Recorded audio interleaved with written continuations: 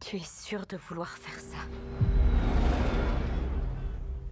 Alien Romulus est l'un des films aliens les mieux notés depuis l'original de 1979, et il apporte des informations notables à l'histoire des films précédents. Bien le bonsoir, mesdames et messieurs. Nous sommes l'animation de la soirée. Le film de Ridley Scott était un éclair de génie, mélangeant science-fiction et éléments d'horreur pour créer une expérience cinématographique tout à fait unique et existentiellement intimidante. Les films aliens suivants varient en qualité, mais Alien Romulus s'efforce de tenir en haute estime même les épisodes les plus controversés, en explorant les éléments de la mythologie auxquels ils ont contribué. À une époque sursaturée de films de franchise qui ont du mal à égaler l'attrait de leurs prédécesseurs, Alien Romulus offre un excellent équilibre entre l'ancien et le nouveau. Romulus fait plusieurs références à Alien de 1979, mais il développe également de nouvelles idées intelligentes autour d'elle. Plutôt que d'ignorer les préquels d'Alien les plus controversés, comme Prometheus et Covenant, le nouveau film en incorpore plusieurs éléments, enrichissant son intrigue avec leur histoire élargie. C'est un hommage à tout ce qui a précédé, comme si tous les films aliens précédents travaillaient ensemble pour quelque chose de nouveau. L'une des parties les plus fascinantes de l'histoire extraterrestre concerne les différentes espèces et la façon dont elles sont interconnectées. Le film introduit une nouvelle forme de xénomorphe à la fin du film, incorporant des éléments des films Alien et Prometheus. L'hybride est né de Kay, qui s'est révélée enceinte au début du film, mais sa forme est radicalement modifiée par une substance trouvée sur le vaisseau Renaissance, provenant de scientifiques expérimentant sur le xénomorphe d'Alien. La substance est destinée à être utilisée pour améliorer la vie humaine, alors qu'elle apprend lorsqu'elle est brutalement blessée par un xénomorphe. Même si cela semble la sauver pendant un certain temps, la substance non testée finit par transformer son bébé en une toute nouvelle forme de vie. Et c'est terrifiant. L'être a la pâleur et certaines caractéristiques des ingénieurs, ainsi que des éléments humains allongés et des aspects du xénomorphe typique, y compris son hostilité. Cette nouvelle combinaison est l'une des créatures les plus horribles de la franchise jusqu'à présent, peut-être depuis l'alien xénomorphe original. L'une des décisions les plus controversées d'Alien Romulus était de ramener le regretté grand Sir Ian Holm avec CGI. L'acteur, décédé en 2020, jouait auparavant le personnage androïde caché Ash dans Alien de Ridley Scott, et son apparition dans le nouveau film a été gardée secrète. Ian Holm apparaît dans Alien Romulus en tant que nouvel androïde nommé Rook, alors qu'Ash a été tué dans le film original. Rook est une version reconstruite de l'un des androïdes Ash et modélisé de la même manière en termes d'apparence vocale. Le public sait, grâce au synthétique David et Walter de Michael Fassbender, qu'il n'est pas rare que l'espèce réutilise les apparences. Rook et Ash ne sont pas trop différents, le personnage de Romulus réutilisant même la célèbre dernière phrase d'Ash. Je ne peux pas vous mentir sur vos chances. Rook est également guidé par une directive visant à soutenir Weyland et à ramener la nouvelle substance à la civilisation humaine pour qu'elle puisse l'utiliser. Rook est utilisé dans le film comme une continuation directe d'Ash, créant un androïde antagoniste pour s'opposer à Andy qui renverse l'histoire du robot maléfique.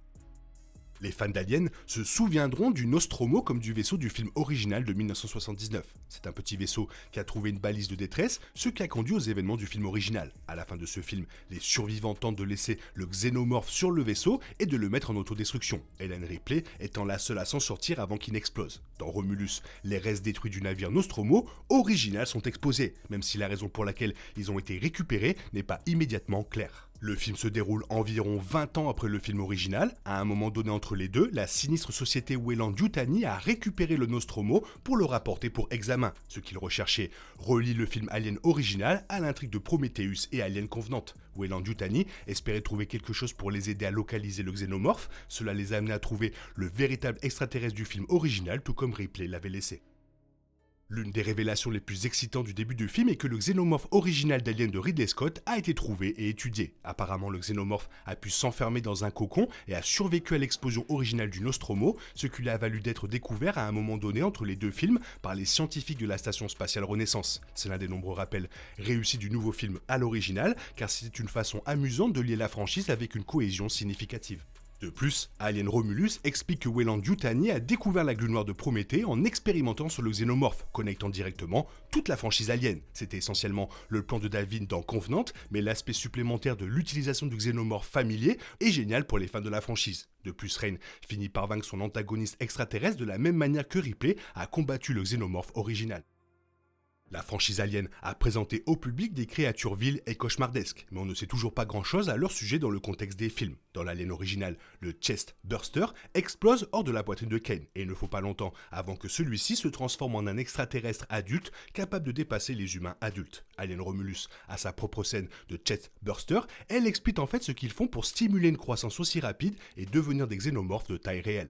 Navarro est la première mort malchanceuse dans Alien Romulus, qui est tué par le Chest Burster. Peu de temps après, Bjorn Eke trouve un cocon sur le mur, démontrant comment les Chest Bursters mûrissent. Les créatures extraterrestres passent souvent la plupart des films hors écran. C'était donc la première fois que les films montraient réellement comment ils se développaient. Bjorn essaie de détruire le cocon charnu afin de tuer la créature avant qu'elle ne puisse grandir, mais il saigne de l'acide, entraînant l'une des morts les plus sanglantes d'Alien Romulus.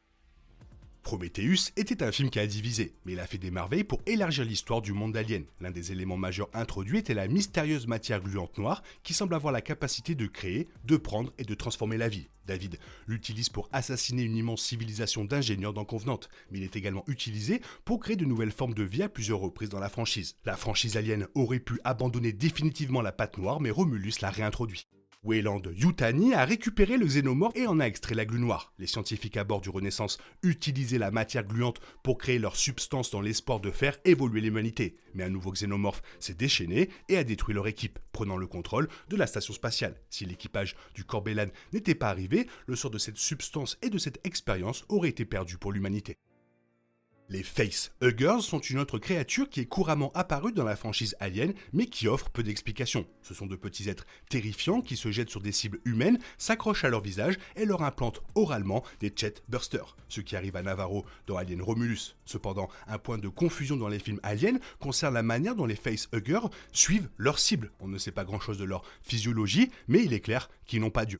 Dans la scène facehugger au début du film, Andy révèle que les créatures traquent leur proie en utilisant la chaleur et le son. La biologie des différentes créatures extraterrestres n'est pas vitale pour apprécier les films, et leur mystique en a fait son propre attrait. Mais ce détail fournit une réponse simple et satisfaisante à l'une des questions les plus anciennes de la franchise. Le nom Weyland était un fantôme derrière la franchise Alien pendant des années avant que l'homme ne soit finalement montré à l'écran dans Prometheus en 2012. Il part pour la mission Prometheus dans le but de rencontrer les créateurs de l'humanité, son équipage découvrant finalement les ingénieurs avec l'aide de l'androïde David. Le public sait déjà que Peter Weyland lui-même a échoué lorsqu'il a été tué par le dernier ingénieur, mais Alien Romulus montre les résultats de ses efforts. Weyland espérait que les ingénieurs seraient capables de l'empêcher de mourir, ce qui est le même objectif que la substance développée par l'équipage du Renaissance. Comme le montre ce qui arrive à Kay à la fin du film, la substance n'entraîne pas une prolongation de sa vie, mais crée plutôt un hybride monstrueux. Si Weyland avait trouvé ce qu'il cherchait au lieu d'être tué, il aurait probablement connu un sort tout aussi horrible dans sa tentative de devenir immortel. Voilà, ça fait toujours plaisir d'avoir des informations sur un lore qui a commencé il y a si longtemps. Toi, qu'est-ce que tu en penses? Fais-moi part de ton avis dans la zone commentaire, sinon il est temps pour toi de reprendre le cours normal de ta vie. On se retrouve bientôt pour une nouvelle vidéo. Bisous, bisous, bye bye. Il est impossible de compter sur les autres de nos jours. On est obligé de tout faire soi-même. Je me trompe? Rien de grave, j'avais tout prévu. Où va le monde, je vous le demande.